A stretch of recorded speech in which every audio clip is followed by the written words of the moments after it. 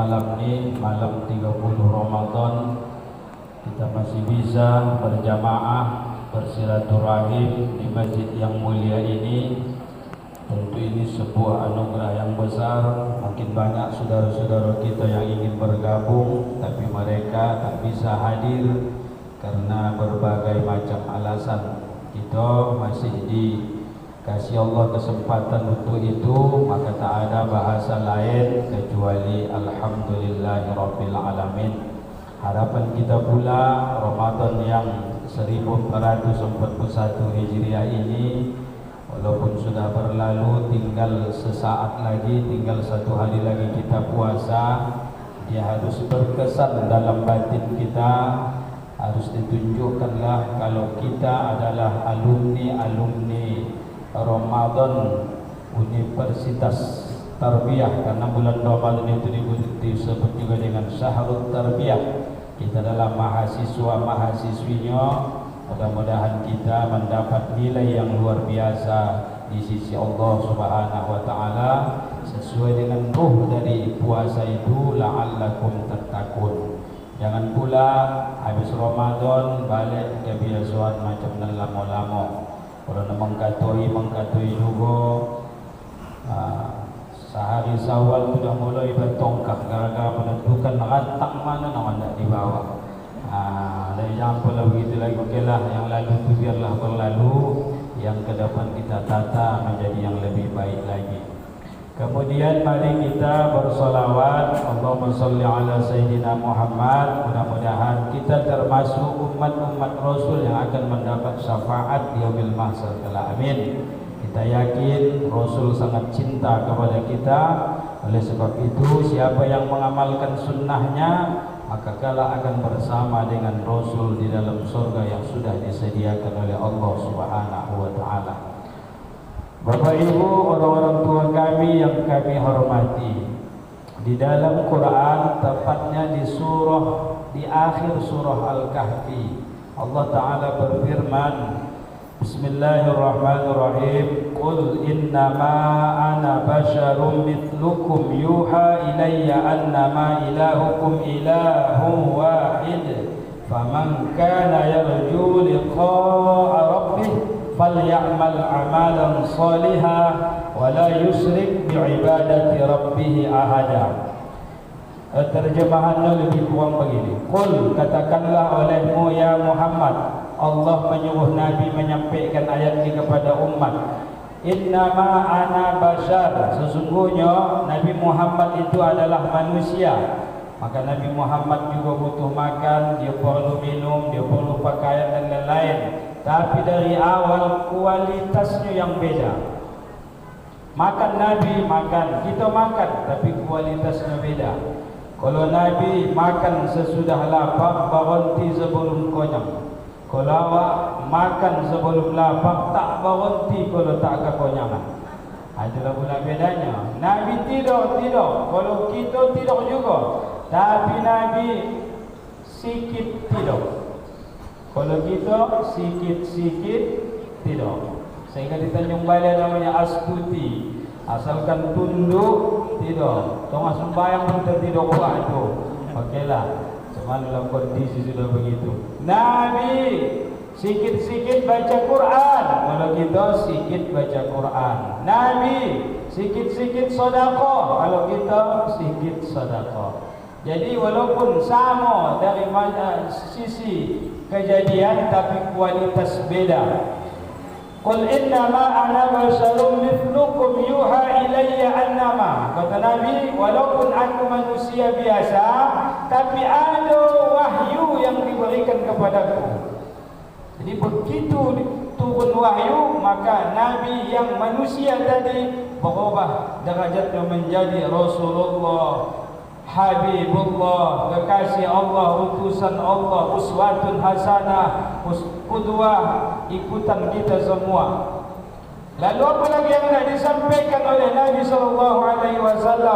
Man kana yarju liqa'a rabbi, siapa yang harap bertemu dengan Tuhannya, falyamal amalan salihah, maka jawabannya adalah laksanakan amal soleh. Malam ni malam 30 Ramadan. Ada satu amal soleh yang menanti kita, yaitu membayar zakat fitrah. Kata Nabi, kata Ibnu Abbas, Ibnu Abbas, qala Rasulullah sallallahu alaihi wasallam, telah bersabda Rasul sallallahu alaihi wasallam, qal farada Rasulullah sallallahu alaihi wasallam, Nabi sudah mewajibkan, memfardukan zakat al-fitri, zakat al-fitrah, zakat fitrah. Nabi memfardukan zakat fitrah untuk apa? Dua fungsinya dalam hadis itu. Satu, tuhratan lis-shaim, untuk mensucikan jiwa, mensucikan diri orang-orang yang berpuasa. Yang kedua, tuhmatan lil masakin, untuk menggembirakan, untuk menyenangkan, untuk memegahkan hati orang-orang miskin yang ada di antara kita dengan syariat zakat fitrah. Faman addaha, siapa yang menunaikan zakat fitrah qabla salati, sebelum salat Aidil Fitri, fahiya zakatun maqbulah, maka itulah zakat yang diterima. Dengan catatan, balik ke kaji awal, lillahi ta'ala hada, lillahi ta'ala, semua yang kita lakukan itu karena Allah subhanahu wa ta'ala. Wa man addaha ba'da salati, siapa yang menunaikannya, membayarkannya sesudah selesai salat Aidil Fitri, fahiya shadaqatun tatawwu, maka itu adalah bahagian dari sedekah sunnah. Maka jangan lengah. Bahkan kita dianjurkan dalam kondisi ini bisa berbagi lebih banyak, bukan hal-hal yang wajib saja, bahkan hal-hal yang sunnah. Bukan hanya zakat fitrah, tapi bagi kita yang memiliki harta, keluarkanlah zakat mal. Nanti ibu tengok, terlalu panjang kalau kita sampaikan kau. Ibu tengok dalam Quran surah At-Taubah, siapa yang menyimpan emas, siapa yang menyimpan perak, tak ondak bayar zakat gara-gara ondak disimpan, baik zakat fitrah ataupun zakat harta, nanti emas dan perak itu akan dipanaskan. Di mana dipanaskan? Di dalam api neraka. Fatukwa, maka emas dan perak yang dipanaskan itu akan disetrikakan. Kemana? Di bahu, ke dahi. Disetrikakan, digosokkan. Kalau bahasa Tanjung Balai, digosokkan di dahi, digosokkan di lambung, digosokkan di belakang. Siapa? Orang yang menyimpan. Akhirnya kata Allah, fadzuku ma kuntum taknizun, rasakanlah apa yang kamu simpan. Jadi emas yang kita simpan ketika kita mampu untuk membayar zakat mal, zakat fitrah, tapi tak kita gunakan, maka dia akan memanaskan kita besok. Nauzubillahi min. Oleh sebab itu, sekarang pulang dari sini mulai mengkira emas. Kalau lebih minimal 85 gram, keluarkan zakatnya 2,5%. Kalau ada, kalau tidak tak wajib. Ya, kalau ada pula, cuba kira dulu emas kita tu dek, kata bapak, datang ibu pakai luarkannya. Begitu timbang 7 kon, lebih tu 85 gram kan? Udahlah, keluarkan, kasih ke yang berhak. Mustahik zakat ada, asnam ada, untuk orang fakir, miskin dan lain-lain. Mudah-mudahan ketika kita melakukan itu, melakukan puasa, membayar zakat, kata Nabi, lis-shaim farhatan, bagi orang yang puasa ada dua kegembiraan. Sejalan dengan ayat itu. Apa kegembiraannya?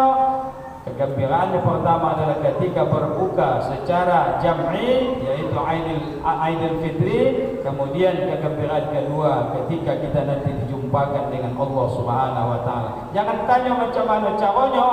Macam mana caranya jumpa sama Allah? Lepaskan saja, serahkan saja kepada Allah. Yang penting kita siapkan apa amal ibadah, apa amal yang terbaik yang hendak kita jumpakan dengan Allah Subhanahu wa taala. Mudah-mudahan kita menjadi bahagian hamba-hamba yang ikhlas, hamba-hamba Allah yang ikhlas mengamalkan ajaran agama dalam hidup dan kehidupan kita. Amin ya rabbal. Semoga ibadah kita ini diterima oleh Allah, disihatkan Allah kita, dipanjangkan Allah kita hingga Ramadan yang akan datang. Amin ya rabbal billahi taufiq wal hidayah. Wassalamualaikum warahmatullahi wabarakatuh.